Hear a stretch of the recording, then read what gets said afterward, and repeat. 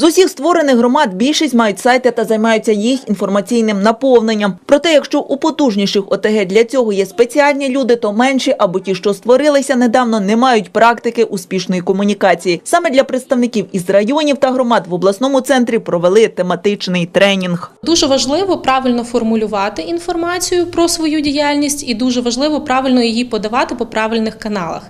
На жаль, на Хмельниччині, як і в інших регіонах України, поки що не досить вдало налаштована система комунікацій, власне, органів місцевого самоврядування і так само органів виконавчої влади на місцях. Для зміцнення місцевого самоврядування в Україні віднедавна запрацювала комунікаційна платформа «Єдиний голос». У громадах не до кінця розуміють, наскільки важливо бути відкритим у своїй діяльності. Саме тому консультанти проєкту «Пульс» навчали учасників, як бути доступними для онлайн-користувачів та що має бути першочергово на сайті громади. Громади – це не лише органи місцевого самоврядування, які повинні справлятися тільки зі своїми проблемами, а це також і медіатори між державною владою і місцевими людьми.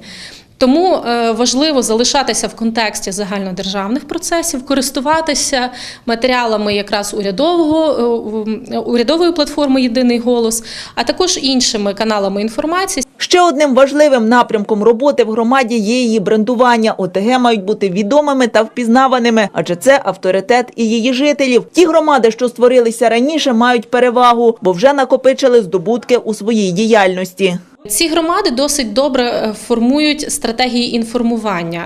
Місто Славута, місто Кам'янець-Подільський, Хмельницький – вони мають інформаційні служби, які профільно займаються цими питаннями, не розпорошуючи власні зусилля на якісь інші напрямки роботи. Тетяна Москальчук, Ігор Плішка, Сергій Криштопа. Головні новини Хмельниччини.